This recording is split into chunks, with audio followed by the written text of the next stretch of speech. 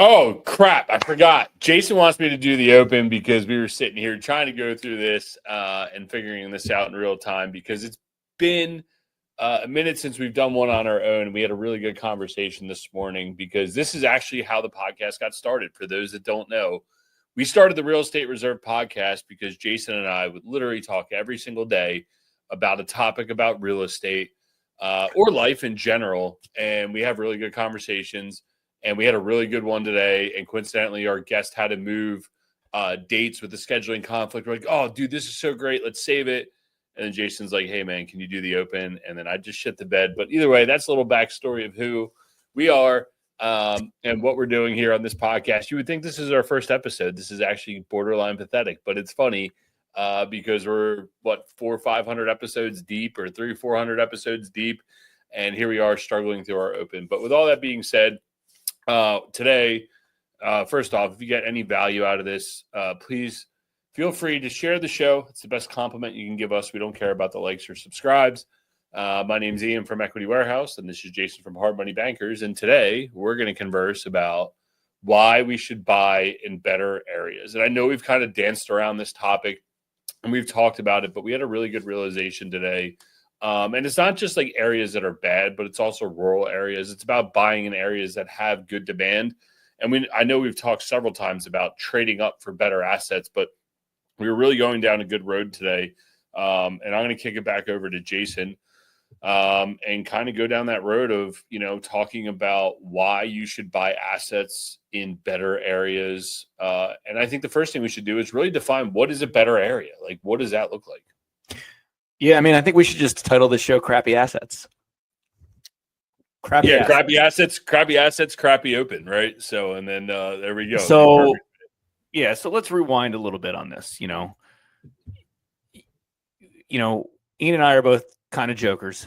We do have some experience in this space, but whatever. You don't have to take our advice from anything. All we're sharing is deals, situations that we've run through. I've run Hard Money Bankers for 18 years, owned real estate before that. Ian's got well over 10 years of owning, lots of residential properties and commercial buildings and things like that. So we have a little bit of experience. If this show intrigues you and you think you're going to get value out of us jokers, by all means, listen to it. All right. So crappy assets in general, topic of our conversation earlier today, because I think most real estate investors in general, they start with, you can call them crappier assets, smaller price point assets, properties, single family houses, usually because that's just what they're comfortable with. That's what they're comfortable with, like risk tolerance wise. That's what they're comfortable with related to amounts, down payment money, barrier to entry. That's kind of why they get into that space, and that's fine. That's a good space to kind of enter. And typically what ends up happening is what you learn along the way is it's less dollars out of pocket. You have potentially less risk, one might say, if you think risk on a monetary standpoint, meaning that if you buy a property that's only worth $100,000, worst case scenario is you're at $100,000, right? Compared to like $1 million. So people might think they have less risk, but they certainly have a lot more headaches, and they certainly have more sweat equity. And that's where I think experienced real estate investors trade, right? When you're starting out, you're trading, time to try to make money. And when you have a little bit more experience and you've kind of been through all the heavy lifting, you're like, I don't have the time to handle this stuff. I'd rather just throw money at this and, make this work because I don't have the time. And Ian and I were reflecting on some of our portfolios that we had in the past. And, we'll kind of go through some of that. So like Ian and I were talking, and like, the first few deals that Ian bought, and they're crappy assets, nothing wrong with that. He paid $10,000, $15,000, $20,000, $25,000 for them. They weren't in the best areas of Baltimore City at the time. And yes, over the last decade, they've appreciated in value. And a $20,000 asset might be worth $100,000 or $150,000, right? Like almost a 10x. Chances are that probably isn't going to happen if you're in like a very higher end area, in a nicer area. Maybe over time it will, but it's not going to happen in a short period of time like his. And I would guess that if you asked Ian, like, hey, if you had to start over and would you do that again, would you stay in that asset class or not? You might be like, yeah, I probably would because I learned a lot. I didn't have any capital to put into it. I was able to get a private lender to give me the majority of the money. And, I was learning. So I had to learn. But I also learned, like, I want to get away from that asset class as quick as possible and try to move into better asset classes.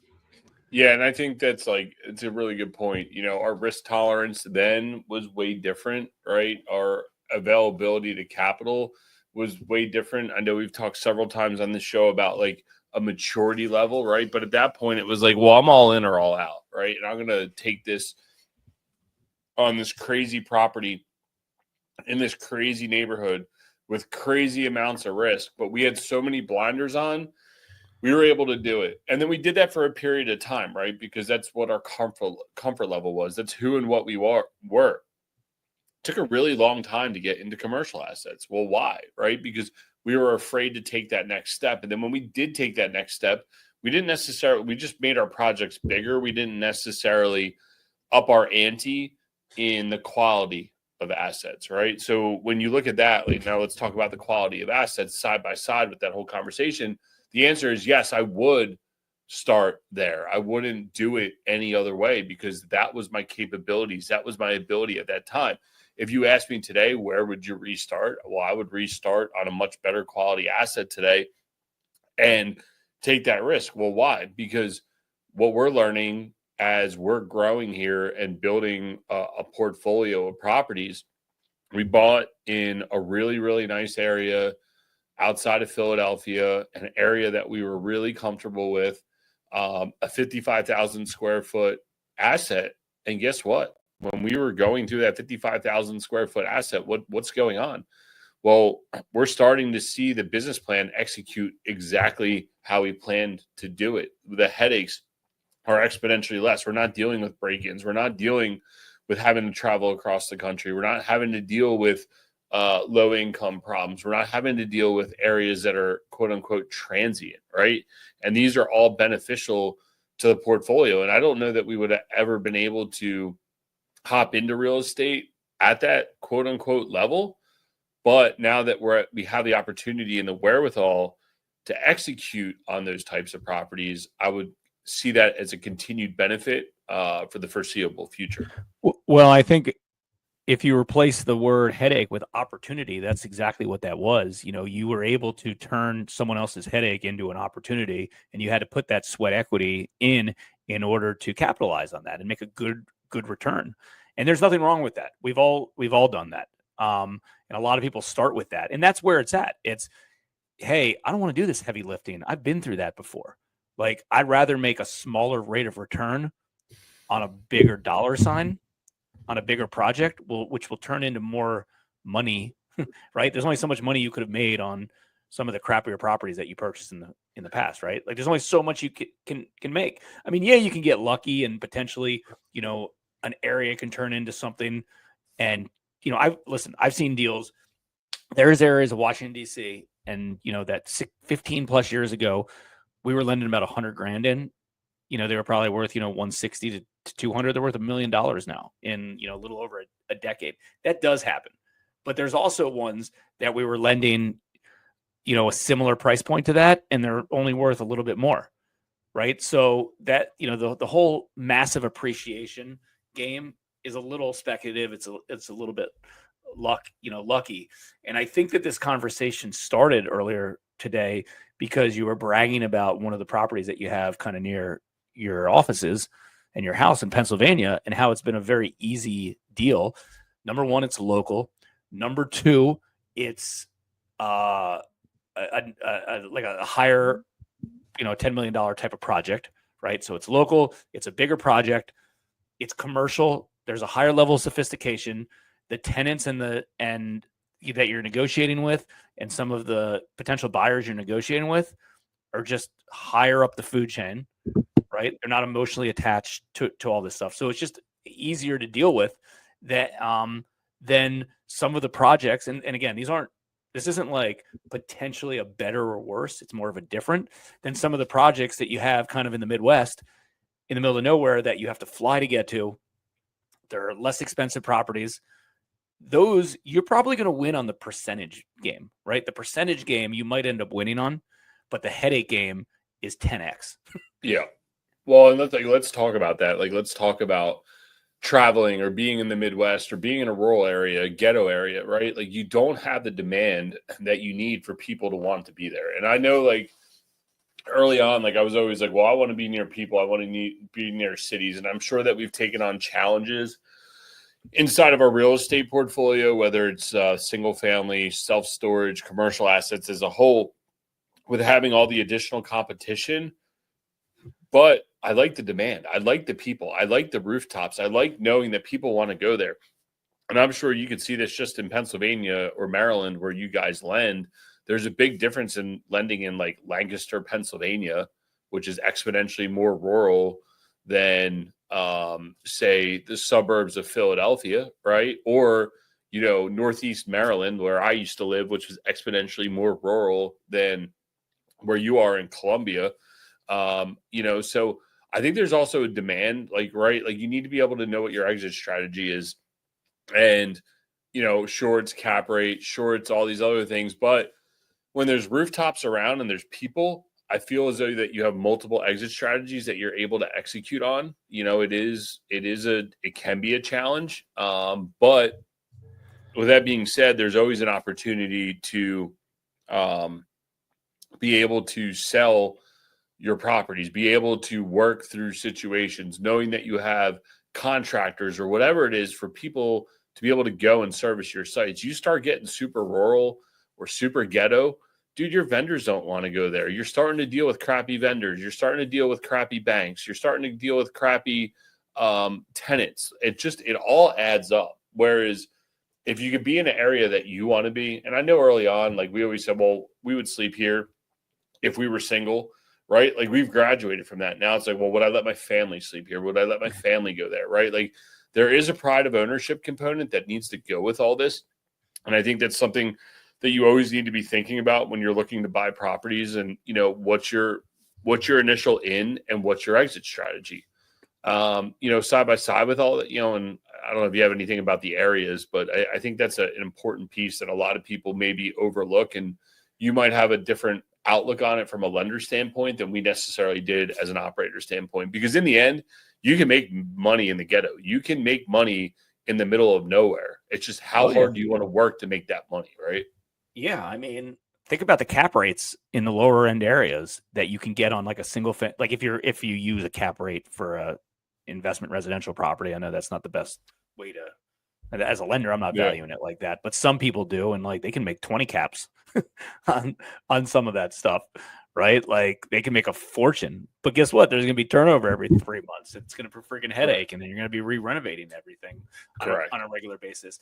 One of the things that we were talking about is, typically crappy borrowers or like crappy real estate investors are attracted to crappy real estate assets, and that's okay. And that's okay. Like, I'm not saying that's typically the norm, because I did a loan for borrower recently, and it was an area that I prefer not to lend in typically. And I talked to the guy, and I was like, this guy's pretty buttoned up. Like, he knows what he's doing. I'm really curious why he's in this area. And he grinds through these properties that not many other people want. Very high credit. He buys a lot of stuff in cash, and he knows he's got vendors that he works with, the same people over and over and over. And that's his thing. And he knows everybody on the streets. Like, he's comfortable with that, and he's banging through things. And I was comfortable writing the loan because of him, even though I didn't really like the collateral that much. The area of the collateral, I should say. And, listen, and some people might not agree with this, but typically on the residential side, like, I think the median housing price neighborhoods are typically some of the, I don't want to say best because that's not the right word, but sometimes the safer areas to be in. Listen, over the last 10 years, we've seen nothing but growth and spikes. So it's hard to determine what assets are good and what assets aren't good, because all the assets were good. You could buy any piece of crap, good property, bad property, high-end property, low-end property, and stuff appreciated in value. But the real test of time is like, what happens during a collapse, or what happens when, the market shifts? What happens, what can kind of manage through multiple cycles? A thing to really think about and is, let's say your cost, like what's the cost to build of a 2,500 square foot house, 2,000 square foot house? I mean, you're probably 100 a foot. 120 bucks a foot plus or minus. Okay. So call it like $250,000. So it's going to cost you $250,000 to build a house that has an ARV of 250,000, and it's also going to cost you $250,000 to build a house that has an ARV of 500,000. Which one's got less risk? Which one has more risk? I think you know the answer. There's something that's higher. Now, again, listen, you can spend multiple seven figures to build a house. I'm just saying in general, as soon as you get it into the $1 million price points, the cost is going to be more expensive. I get it, and yeah, you can use some crappier product and some other stuff.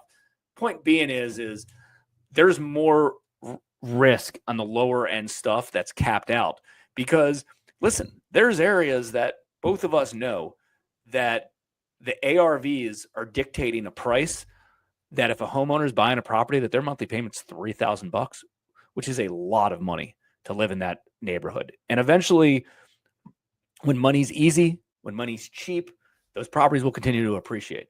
But then over time, the affordability is going to get challenging. It's going to go down. And those are the particular areas that are going to take the biggest hits because people can't afford to be there anymore. And then all of a sudden, stuff's in distress. The only person left to buy it is a real estate developer or an investor, right? Because no one else is going to buy it if it's a bank-owned property, it's completely crappy, it needs to be fully renovated. Well, what do you buy a property for that needs to be completely fully renovated, that's capped out at an ARV that, based on affordability levels, that's not that high? Zero. Or nothing. And then it just drives everything down. And then all these shells and crappy properties are going to sell for $0, $10,000, $20,000, $30,000, $40,000, $50,000. And then it's like, okay, now there's not much room. If you're in the higher price point stuff, there's a little bit more wiggle room and leverage on. Well, the higher price point generally dictates a more stable market, right? Like when you look at like the macro market of Philadelphia, like the Philadelphia MSA or the Washington D.C. MSA, right? You say, oh, that's a super stable market, but then there's pockets inside there, the micros, right? And you start getting in to the micro little areas, but where the higher price points are generally dictated, there's generally more stability. You have good schools, you have good ecosystems, you have good governments that are putting money back into the amenities that everybody within inside the towns want, right? And again, the higher price point or the lower price point isn't dictated necessarily by demographics. It's also dictated by like the area, right? Like there's lower prices in, say, Cecil County, Maryland, right? But there's also pockets of like really high dollar stuff. But as a whole, you got some lower prices, you have lower income, you have some lower income type issues when you get near the highways and other things, right? Whereas if you go out, say like, I don't know, what is that, like Ijimansville or something like that, like you start going out 70, Marriottsville, that whole area in Maryland, yeah, it's equally as rural, but the dollar is so much, there's so much more value in that land and in that property and the ecosystem of that. You have more stability. So I would invest maybe in that rural area for a long-term land cover play versus buying in Cecil County, Maryland, where it's like, well, I don't know. Is this area ever going to turn? Everything's flushing out. You have Route 40 issues. Yeah, it's like affordable area, but in the same sense, there's not like great grocery stores. There's not good businesses or restaurants around. You're like, okay, well, this doesn't really make sense. And you can say the same thing inside of the city, right? Like there's parts of Baltimore City that you're like, I'm in. Right? Harford County is a great example. You got Bel Air, but then you go right up the road to Joppa. You have inside a great county, a high dollar county, you have high dollar houses, or you have like a really stable submarket inside Bel Air. But then you go up the road or down the road a little bit. I can't think about it on the map. I guess down the road a little bit. And you're in Joppa and you hit low income housing. You hit no grocery stores. You hit all these issues that you see. So in a more densely populated, you can have this in densely populated or more rural type areas as well. And I hope everyone takes that away. And it's not just like, oh, we're only picking on quote unquote the ghetto areas. No, this is everywhere when you look at a map. Yeah, well, and I think a lot of this also depends on your strategy in general, right? Because everyone's been living off appreciation over the last decade or so, and that's not there forever. I mean, many times I talk to people in 2006, talk to the same people in 2022, and it's like, through a few different kind of setups, and it's like, oh yeah, the market's always going to do this. It's just going to increase. It's always going to increase over time. And listen, statistically, the real estate market has increased over time, just like the stock market has increased over time. But it doesn't increase over and over and over and over on a daily, weekly, monthly, yearly basis, right? There's going to be ups and downs, cycles. And if you're caught in the right cycle, you're golden. Hey, you got it all figured out. This guy knows what he's doing. And if you, and if you get caught in a down cycle, then you're a schlep, and you go and oh, he went bankrupt. This guy's an idiot. He doesn't know knows what he's doing. So the point is it's hard to time the cycles, but I think the realization is if you're in some of the areas that aren't great, it's either why did it get dark? Why did it get dark when you did that? It's perfect time. It's either a super long-term play or it's like a real short-term play. Like your stuff that you have in the Midwest, not all of these, but like I'm thinking of one in particular, like your numbers are so freaking good that you rode the market up, and yeah, it ends up having a little bit performance issues, but like you bought it at the right price. Correct. Right? If you paid retail, you're screwed, but that wasn't the game. If you're going to buy stuff that could potentially have some volatility, you got to figure out a way to buy it cheap enough. And let's talk about on the other side, your Philadelphia one, your Pennsylvania one. Like, I don't think you got it at a bargain basement price. You didn't. You bought it at a good investor retail number, at the right going rate number. But there's a little bit of a value add component, and then there's, hey, we're going to grind and do some heavy lifting on this thing to get this thing stabilized, and we can sell it, we can lease it, we can turn this into a good investment. And keep in mind, sometimes a good investment doesn't have to be purchased super, super, super low and sell for super, super, super high, right? It's a good investment. It spits out cash flow. You have a reasonable interest rate on it. If you keep it, obviously there's money that's going towards your amortization cycle every month to pay down principal. So there's increases there, and you don't have to use tons and tons of resources, and you're accomplishing this on a $10 million project. You're not doing this on a few $100,000 deal that you're having to grind and hope that everything works out, to sell to the right buyer or to get this right bank to invest in it. Like, this isn't a knock on one market or the next. It's make sure you know what you're getting yourself into, because we've been involved in different projects along the way, and everyone thinks they have it all figured out and, it'll just appreciate in value. Hey, I'm buying this property for, 130, it needs 70 grand in work. Yeah, it's probably only worth 200 now, but it's going to be worth 250 by the time I'm finished with it. It's like, well, when it's worth 170? Right. And listen, when it's worth 170, that's not even a bad decrease. That's just a little, shift in the market in the wrong direction. It's not like it's a 30% decrease. Like, what happens if the market shifts 10% in the wrong direction? Because I know lots of people are going to be in a bad spot if it does. And I think that's like a good point. We were kind of talking about this morning, is like a mistake or a learning lesson is we've had opportunity to like sell some of our assets, and we've always kind of just said no until recently, where we've sold one.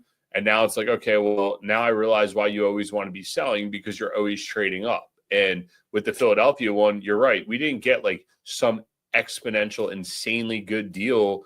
It was, okay, we got a really good deal for the time period. We're going to execute on that. And our disposition is to aggressively try to sell condo units to get out of this property, or aggressively try to lease it up so we can refinance it and put it into debt that allows us to own it for a long period of time and recap all the capital investors. And I think that's the important lesson that we have here. And we're starting to see it on some of our storage properties. Everybody sees it. Let's use a better example that most people would resonate with. Like, let's talk about a single family piece of real estate. Oh, I'm going to own it and I'm going to rent it. And then when I go to do a turnover, that's fine. The tenant will just leave it. All I'm going to have to do is paint it. But what people forget is those turnovers cost a lot of money, right? Like, we're talking $5 to $7 grand right now if not more, depending on what you're doing to turn a property, because no tenant ever leaves it in a good enough condition to lease it to the next tenant, at least in the areas that we're currently working. We see something a little bit different in some of our stuff outside of Philadelphia here, but in the grand scheme of things, it still costs money to turn over a unit. And I think that's the biggest thing, is that like you should always be looking to sell. We've been really good collectors of real estate for a very long time. And I think our eyes are open to be able to sell and de-risk the portfolio at any given chance. If someone's willing to pay you a number that you thought you would never get, it's probably time to sell it. And I think I don't say we missed the ball, but we've been presented a few offers where we're like, oh shit, I didn't, White House. I mean, I'll be transparent about it. During COVID, we bought that thing, and like less than a year later, someone offered us 8.8. And what did we do? We got a little greedy. And we said, no, if it starts with a 10, we'll do it. Probably should have just taken the 8.8 million, made our money and moved on. But instead we refinanced it and kept it. We've been continuing to renovate it. We're like just about to 80% mark of renovated of units, but grand scheme of things, all that headache to operate. You're one fire, you're one bad tenant, you're one lawsuit away from a massive issue that wipes out all of your earnings. Is that risk really worth it? Or this is sometimes I get jealous of Jason's business. I can't mentally do it, but being a lender, you're always being paid off. You're always getting that capital back to then reinvest into new and better quality deals. And I think that's probably the two differences between our business. And I think if you can blend that combo and look at that and figure out how to implement that in your business. And we still look at all of our assets and say, what's the headache? Sell it, get it off the books. What's working? Should we sell it? Should we keep it? Should we keep it moving? I think everybody needs to be reminded of that and continue to work on that. So, and really the magic question, and I think this is a really important question. And, I think you probably know the answer to this. I know what my answer is to this. But really dig deep and think about what the perfect asset is and the perfect investment vehicle is for you. Because if I was and in essence, continue to trade up, hold, trade up, sell when the time is right to get to that perfect asset. So if I'm a real estate investor in general, I would say that the perfect asset would be, let's call it a $10 million building that you're able to continue to trade up, maybe do 1031s, do whatever with, and you own that $10 million building free and clear. And it spits out, let's just say it's a triple net lease. So it's easy. It spits out $1 million of passive income every year. Like dream that up. One building, $10 million, triple net lease, very little headache, very little overhead, very little management, and it spits out $1 million per year. If that's your dream asset, then go for that. Why deal with crappy freaking single family rentals that are spitting out $200 a month? And then you think they're spitting out $200 a month until you got some major issue and, wipes out 5 years of profit. And you're like, and then you say to yourself, well, at least I'm paying down my principal every month. That's part of it as well. It's like, okay, great. So in 30 years, you have a building worth $200,000 free and clear. It's like, okay, great. Like that's fine. Start with that. I'm all about starting with whatever, but just work your way up to that goal and think about it. Like, yeah, I know you want to diversify. I know you want to get into other stuff. You want to dabble stuff. That's no problem, but figure out what your end goal is. And if your end goal is, hey, I'm trying to make $1 million a year passively out of this business, passively, no problem. I think that's a great goal. I think there's a lot of real estate investors that we know that is their similar goal is, hey, let's try to get this thing to 7 figures passively.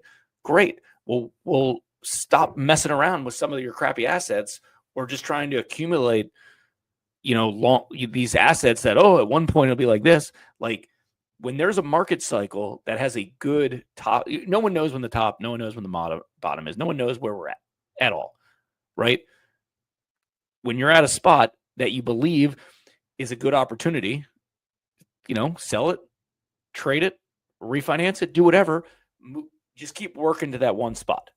Because I think most people will say, well, if I had one building, $10 million, It spits out $1 million a year. Great. You have $10 million in equity, right? So you have a hard asset with $10 million and it's spitting out $1 million a year passively. I think that's a good spot for where a lot of people would like to get to.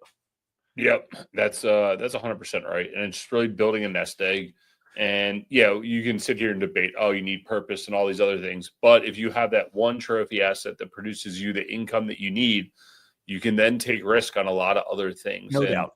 Good point. I think a lot of us are grinding to get to that number, to that thing, to that goal. And you got to take some risks to get there. And some days are good, some days are bad, right? But in the end, if you can get to that goal and everybody's a part of it, then game on, And so one day at a time, we're all out here grinding. Jason left me, not really sure what happened, but either way, he's back. My camera just go off. Yeah, dude, just keep grinding towards your goal, whatever it is. I know a lot of us like that $10 million number that puts off 10%. That gives you $1 million a year passively, right? In my case, we need $20 million, 10 for me, 10 for Dan. Same with you, right? And then it just cranks it out, and then you could build a network off of that. And I remember reading Tony Robbins' money book early on. He talks about building that nest egg so big that you can't pierce it, right? Those are all things that we need to work on and be reminded of, because it is very noisy out here. Social media, our podcast, other people's podcasts, YouTube. Yeah. There's so much noise out here that's so easy to distract you. Oh, if I just did this one thing, I could make like $20 million tomorrow. Wrong. Just stay on the fucking path, and that is it. Well, and I think that's the right time to introduce purpose as well. Not that you can't do it along the way, but like put that in place. Get you taken care of, right? Like think about when you're on an airplane, right? And you're with a little kid and you're traveling with a kid. What's the one thing that the what's the name of them? Not a steward or a stewardess. Flight attendant? What's the first thing the flight attendant, when they walk around the aisles, what do they say? They say, hey, if we have an emergency, take your oxygen mask. Don't put it on your kid first. Put it on you first. Yep. And then put it on your kid. Right? Which sounds backwards, right? We all want to protect everybody. No problem. But if you can't protect yourself, you can't protect anybody else. So start with that, figure it out. It doesn't have to be a crazy number. Figure out what it is. It could be, a few $1,000s a month to cover all your bills. Start with that, get that locked in, because if you don't have any, financial problems, or if you don't have any, you have a clear brain to do everything else, you're free to do whatever you want. You're financially free, and then you can work on your purpose, you can work on growth, you can work on helping other people, however you want to do it. Doesn't matter. But damn well when you sell an asset or you invest in a deal and you have a good bit of money that's coming in, it's like, hey, I got a big smile on my face and I'm ready to go. I'm motivated. I'm motivated. I'm ready to, to increase. So cool. Any other last words? No, I think that's a good place to stop, because I know we dumped a lot of info out there. In the end, stay on track. Keep doing what you're doing.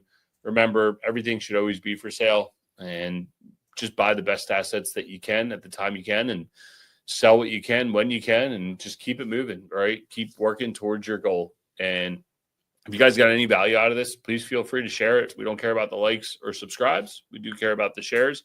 It's the best compliment you guys can give us. It's always fun when we hear people say, oh, I listened to your show. I'm like, wait, someone actually listened to the show. It's so much fun hearing people talk about that. So if you guys get any value out of this, please feel free to share it. I know people do get value out of this, and when they hear something like this, it resonates with them. And we will catch you guys on the next one. Thanks for tuning in to the Real Estate Reserve podcast. Do us a favor and like, comment, and share our broadcast. It helps the algorithm and helps us spread the word too. Till next time, thank you for tuning in.